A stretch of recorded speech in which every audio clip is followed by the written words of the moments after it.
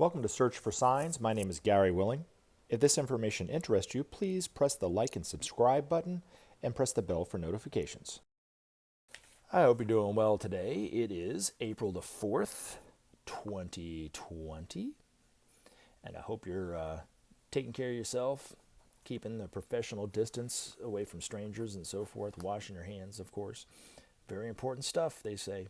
And the whole crisis just keeps to be changing every single day. And so you have to stay on top of it. But we'll get through it together, I'm sure. I have no doubt. Now, a few videos back, I can't remember exactly when, I put forth an invitation for whoever would like to ask me a question can by simply putting their question in as a comment in one of my videos or emailing me directly at searchforsigns@mail.com.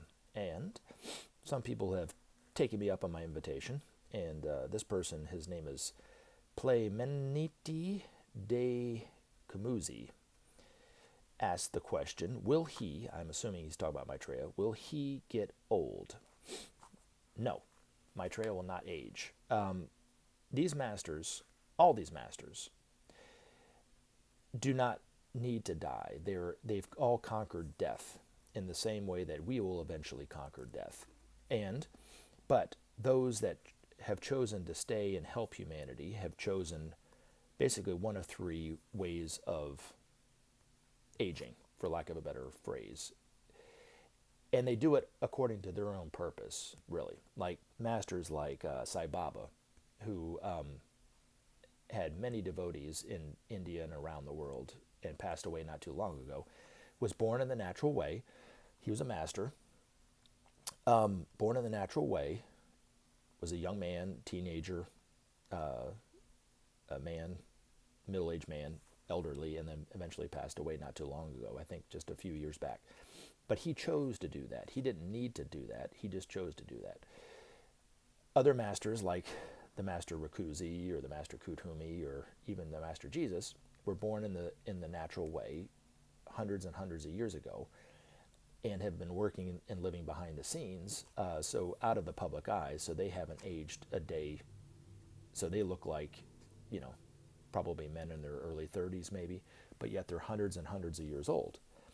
Other masters, like Maitreya, are living in a self-created body.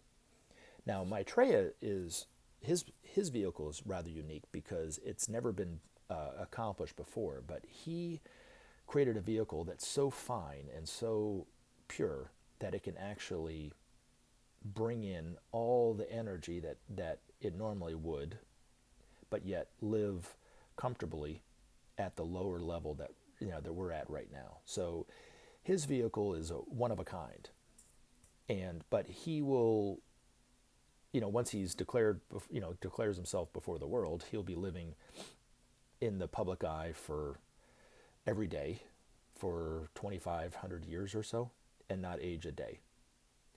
And then other people like myself, and I'm sure everybody else that's listening to this, will be aging quite a bit. I know for myself, I age every single day, every freaking day. The aches and pains of getting older, right? Now, of course, people always comment on my channel about Maitreya being the false Christ or whatever like this, and that's to be I understand why they think that, and it's to be expected, really. Now, I came across an article that benjamincreme's master wrote in October of 1991, and it's entitled True and False Christ. And just by the title, I was thinking he was talking about that topic, True and False Christ, in a certain way, but it ended up being totally different than I expected, and that's why I want to read it to you. I think it's very important to hear these ideas coming from one of the masters, and especially about topics like this, because it brings a different perspective, a much clearer perspective on a lot of the confusion that we might all have about certain things, like the true and false Christ, for instance. Because I had mentioned it in a video prior that, I think that people who are preachers who take money from their patrons and stuff like this that are poor and live lavish lifestyles are like false Christ. And I think to an extent that is true, right? But to hear the purpose behind why there are false Christ and more false Christ now, it coming from the mind of this master is quite astounding. So I hope you find it as enlightening as me. In the meantime, before I read this, make sure you take care of yourself, and we're going to get through this together, okay? So we'll look forward to talking to you again in another video. But this is entitled True and False Christ, and it was published in Share International in October 1991, and it's coming from Benjamin Creme's master. From time to time, a master may take upon himself the task of inspiring large numbers of people who, strictly speaking, do not constitute his immediate group. This is frequently done when an opportunity arises whereby his thoughts and plans can gain wider recognition and response. Today, several masters are involved in an attempt to influence constructively many not fully prepared for this stimulus. The hazards are obvious: overstimulation, negative reaction, glamorous misunderstanding, all are possible. Nevertheless, much can be achieved with a carefully selected group whose aspiration is high and whose priorities are sound. At the present moment, for example, there are many well-meaning individuals who consider themselves to be the Christ, the Lord Maitreya, or the Messiah, and who await a call from humanity to come forth. Their presence indicates that humanity is prepared to see the Christ, that the message of his coming has gained acceptance, and that the time of his return is nigh. Responding to the unusual stimulus, their hearts react ahead of their minds, and they feel called and destined to fulfill the Savior's task. That they could not possibly do so is not important. Only the few believe them in any case. Nevertheless, they act as a signal to many that the time is ripe for the appearance of the teacher, and so help to establish the climate of expectation and hope. Well known or not, they keep before the public the idea of the Christ return and strengthen the hand of those who work with him. Needless to say, media representatives enjoy this manifestation more than most. With impunity, without commitment, they can safely publicize these, quote, messengers of God, unquote, sure in the knowledge that no one takes them seriously, no one is offended or shocked, none feel threatened or betrayed.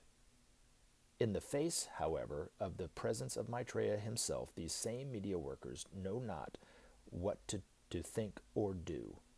More and more, and against their better professional judgment, they are coming to realize the truth that the Christ is in the world, working behind the scenes to bring about the changes which daily dazzle all beholders. They resent his apparent inaccessibility and understand not at all the laws which govern his emergence into the world of men.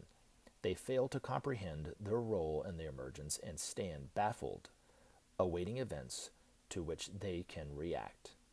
Soon these events will galvanize the networks to action. Soon the world's reporters will flock to certain cities where many will have seen the Christ. There they will find the quote-unquote proof they seek, and following their quote-unquote story, will make known his presence to all men. Remember to take action and help SOP save our planet. Thanks for listening, and we look forward to talking to you again in future videos.